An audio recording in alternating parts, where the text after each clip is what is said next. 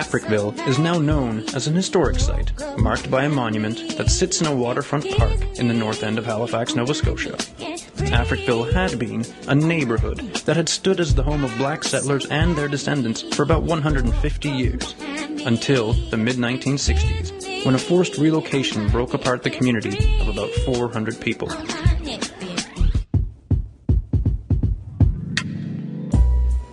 The neighborhood was long considered to be a rough part of Halifax and was treated as such by municipal government. Initially, the city largely ignored the area as a matter of course, and there was no adequate sewage or electricity. Before the forced demolition and relocation of the community began in 1964, Africville had suffered more than its share of indignities. A railway line was built and ran through the area, splitting it in two. A city dump was put in nearby. There were fertilizer factories, and an infectious disease hospital was built. Some historians feel that the relocation was the result of local government's belief that the area would be better suited for industrial development, and not the lack of proper sanitation that was cited in the 60s. Most families were given $500 as compensation.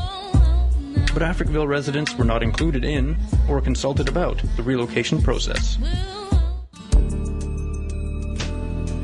The Africville Genealogy Society has continued to work to gain more suitable compensation for former residents. They argue that though the residents of Africville lived in poor conditions, the upheaval caused by the forced relocation had a negative effect on many of the residents, especially teens, who found themselves having to adjust to a new way of life.